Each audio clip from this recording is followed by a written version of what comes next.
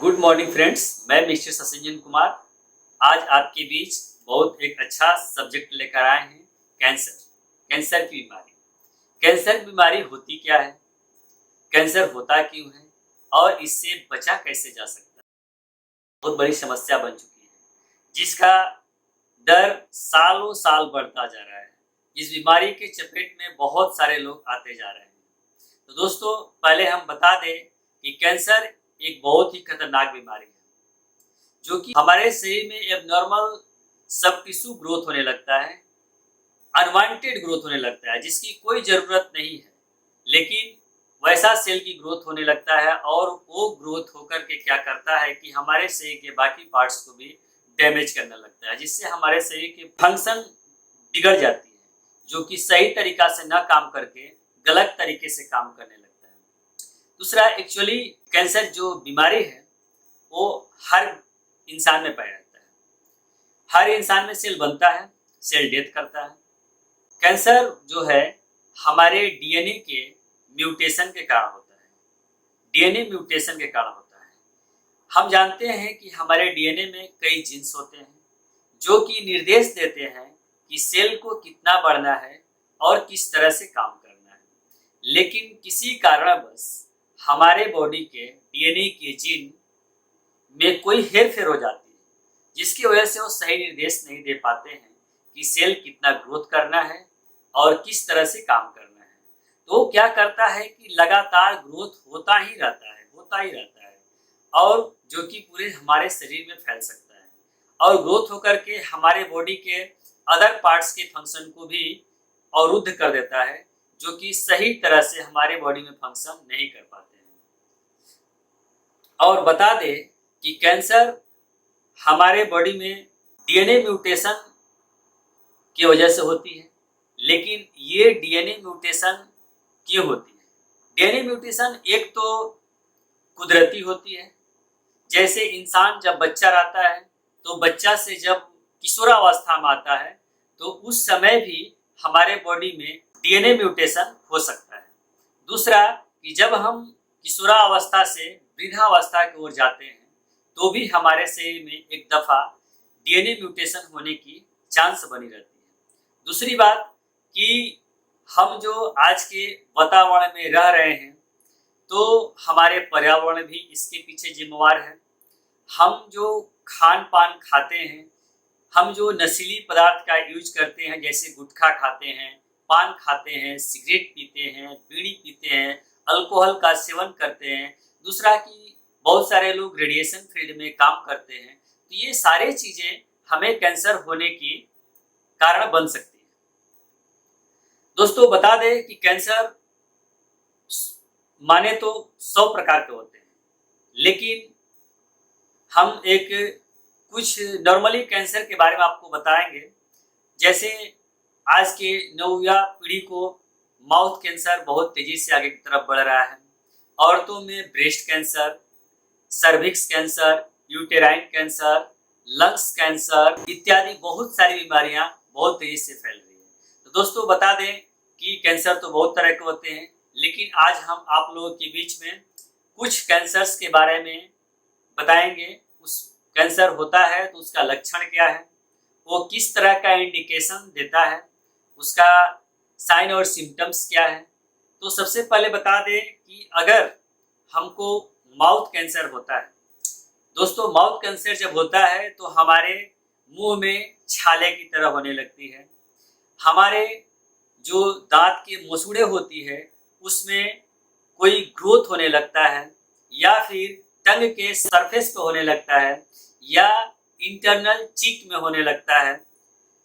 तो इंटरनल चीक में क्या होता है कि हमारे मुंह के अंदर बड़े बड़े फोड़ा टाइप होने लगेगा, बहुत बड़ा सेल की ग्रोथ होने लगेगी। वो एक तरह से एक लीजन बना लेता है जो कि जल्द ठीक नहीं होता है और वह बढ़ते ही जाता है। तो जब भी ऐसा हो तो हमें डॉक्टर से मिलने की ज़रूरत है। हमें सही डॉक्टर से मिलना है, दिखाना है और सही सुझाव लेना है। सबसे पहले जब हम डॉक्टर्स के पास जाते हैं तो ओरल कैंसर के पेशेंट को डॉक्टर्स सबसे पहले फर्स्ट एड देकर के ट्राई करते हैं। अगर ठीक नहीं होती है तो उन्होंने अनेक प्रकार के टेस्ट लिखते हैं, जैसे ब्लड टेस्ट हो गया, एक्सरे हो गया, पॉप्ड माउथ सीटी स्कैन हो गया, कॉन्ट्रास्ट सीटी स्कैन हो गया, ये सारे टेस्ट लिखते हैं। तो दोस्तों बता दें कि डॉक्टर्स द्वारा दी गई एडवाइस को फॉलो करना चाहिए। हमें एक्सरे करा लेना चाहिए, हमें ब्लड टेस्ट करानी चाहिए, हमें सीटी स्कैन करानी चाहिए। और ये जब सारे चीज का रिपोर्ट्स आता है तो डॉक्टर कंफर्म हो पाता है कि ये सेल बिनाइन सेल है या मैलिग्नेंट सेल है। अगर पता चलता है तो इससे भी डॉक्टर्स कंफर्म नहीं हो पाते 100% कि ये बिनाइन ही है या मैलिग्नेंट है। तो इसके ऊपर की एक टेस्ट होती है जिसको हम लोग FNAC बोलते हैं या फिर बायोप्सी टेस्ट बोलते हैं। बता दें दोस्तों कि FNAC टेस्ट और बायोप्सी टेस्ट दोनों ऐसा टेस्ट है जिसमें हमारे लीजन से, हमारे घाव से कुछ सेल को निकाला जाता है, कुछ सब टिश्यू को निकाला जाता है, नीडल के थ्रू निकाला जाता है। उसको निकालने के बाद हिस्टोसाइटो लैब में भेजा जाता है और वहाँ पैथोलॉजिस्ट द्वारा टेस्ट करके हमें रिपोर्ट मिलता है कि वो सेल बिनाइन है या मैलिग्नेंट है। अगर मैलिग्नेंट है तो डॉक्टर पेशेंट को किसी कैंसर संस्थान में रेफर करते हैं जो कि सही तरीके से पेशेंट का इलाज हो पाता है। कैंसर का इलाज मुख्यतः 3 रूप से होता है। फर्स्ट सर्जरी, दूसरा रेडियोथेरेपी और कीमोथेरेपी। एक कीमो के थ्रू होता है, एक इसका उपाय ऑपरेशन है, दूसरा रेडिएशन थेरेपी है। तो दोस्तों बता दें कि जब कैंसर हो जाता है ये इस तरह का प्रोसेस किया जाता है जिससे पेशेंट को डिसीजन कर पाते हैं कि इसको कौन सा ट्रीटमेंट दिया जाए, उसके अनुसार ट्रीटमेंट करके ठीक किया जाता है। दूसरा दोस्तों अभी बहुत तेजी से महिलाओं में आगे की तरफ बढ़ रहा है ब्रेस्ट कैंसर। तो हम चर्चा करेंगे ब्रेस्ट कैंसर के बारे में। एक्चुअली ब्रेस्ट कैंसर जब होता है तो महिलाओं को ब्रेस्ट में दर्द होना शुरू होता है, ब्रेस्ट में हेवीनेस फील होता है और उसको ब्रेस्ट को जब टच करते हैं तो टच करने के दौरान भी ब्रेस्ट में पेन फील होता है। तो अगर ऐसा हो किसी महिला को तो उसे तुरंत अपने पास के किसी गायनिकोलॉजिस्ट डॉक्टर से दिखाना चाहिए। सबसे पहले दोस्तों बता दें कि जब भी डॉक्टर के पास जाइए तो पढ़े लिखे डॉक्टर के पास जाइए जो कि कम से कम MBBS हो, उसके पास जाना चाहिए। डॉक्टर्स देखने के बाद क्या करते हैं, उसको एक एक्सरे लिखते हैं, कुछ ब्लड टेस्ट लिखते हैं।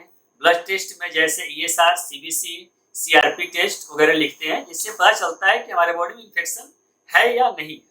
दूसरा टेस्ट, अगर हमें लगता है कि ब्रेस्ट में कोई ट्यूमर है तो उसके लिए सबसे अच्छा टेस्ट होता है मेमोग्राफी। मेमोग्राफी टेस्ट एक ऐसा टेस्ट है जो कि बिल्कुल कष्टदायक टेस्ट नहीं है, बिल्कुल उसमें पेन नहीं होता है, किसी तरह की दिक्कत नहीं है, जस्ट लाइक एक्सरे मशीन की तरह होती है और उसमें ब्रेस्ट को रख करके टेस्ट किया जाता है और उससे पता चलता है कि हमारे ब्रेस्ट में कोई एबनॉर्मल ग्रोथ है, एबनॉर्मल सब टिश्यू ग्रोथ है या नहीं।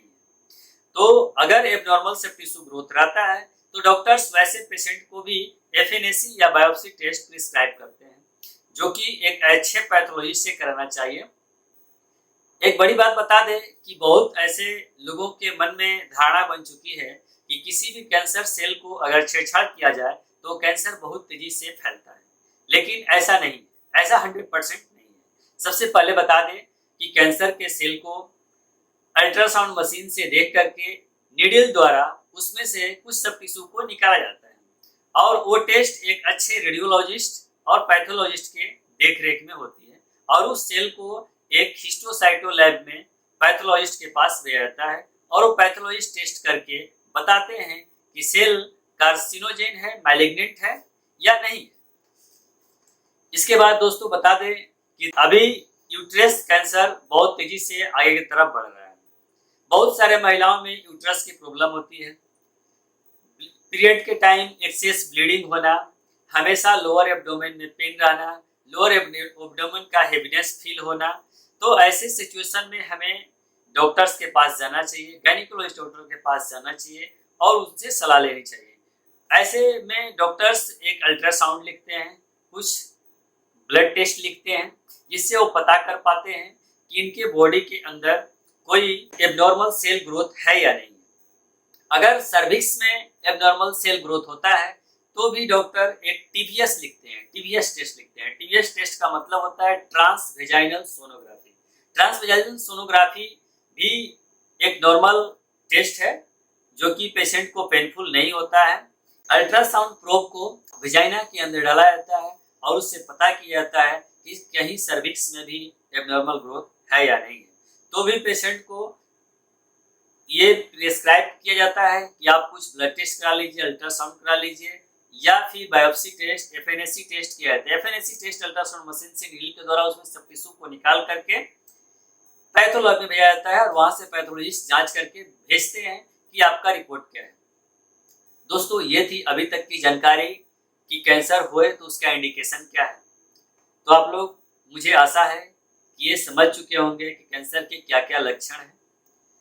दूसरा बात कि कैंसर जब होता है तो हमारे बॉडी में इन्फेक्शन बढ़ जाती है। बहुत लोगों को फीवर होने लगता है, भूख नहीं लगता है, वजन घटने लगती है। लंग्स कैंसर में तो बहुत पेशेंट को माउथ ब्लीडिंग होने लगती है। और इंटेस्टाइनल कैंसर भी होता है। इंटेस्टाइनल कैंसर में बहुत सारे पेशेंट को भूख लगना बंद हो जाता है, फीवर जाता नहीं है, फीवर हमेशा ही रहता है लगभग, और उसको कमजोरी फील होने लगती है और कभी कभी पैखाना के रास्ते से ब्लड भी आने लगता है। तो ऐसे सिचुएशन में हमें डॉक्टर से दिखाना चाहिए। अगर इंटेस्टाइनल कैंसर की डाउट हो तो हमें गैस्ट्रोलॉजी विभाग में जाना चाहिए और वो डॉक्टर अच्छे से देखते हैं। इसके बाद अगर आपका कैंसर हो तो ऑन्कोलॉजिस्ट के पास आपको रेफर करते हैं, वहाँ पे सही से ट्रीटमेंट दी जाती है। दोस्तों, थर्ड बात ये है कि ये तो थी जानकारी कि कैंसर का इंडिकेशन क्या है, लेकिन इससे बचा कैसे जा सकता है, ये भी एक बहुत बड़ी समस्या है। दोस्तों, बता दें कि एक नए वैज्ञानिक शोध के अनुसार पता चला है कि हमारे बॉडी में विटामिन डी के कमी से भी कैंसर होने की संभावना बढ़ जाती है। तो दोस्तों, हमें विटामिन डी को अपने बॉडी में पर्याप्त मात्रा में रखना है। लेकिन बहुत सारे लोग ये भी पूछेंगे कि विटामिन डी का स्रोत क्या है। तो विटामिन डी का स्रोत सूर्य की रोशनी बहुत अच्छी स्रोत मानी जाती है, और कुछ ऐसे खाद्य पदार्थ हैं जिसमें भी विटामिन डी, विटामिन सी मिलता है। दूसरा बात, रोकथाम के लिए अभी कुछ साइंटिस्ट के द्वारा बताया जा रहा है कि कैंसर की रोकथाम के लिए हम विटामिन सी का यूज कर सकते हैं। विटामिन सी क्या करता है कि हमारे बॉडी में इम्यून सिस्टम को मजबूत करता है, जो कि रोगों से लड़ने की क्षमता को बढ़ाता है, जिससे हमारे बॉडी में कोई भी इन्फेक्शन नहीं। फिर मिलेंगे नेक्स्ट वीडियो में। हमारा वीडियो आपको पसंद आए तो हमारे चैनल को सब्सक्राइब करें, शेयर करें, लाइक करें, कमेंट करें, और अगर कोई क्वेश्चन भी हो तो कमेंट में जरूर लिखें। हमारी कोशिश रहेगी कि आपके कमेंट का जवाब हम वीडियो के थ्रू जरूर दें। तब तक के लिए धन्यवाद। जय हिंद, जय भारत।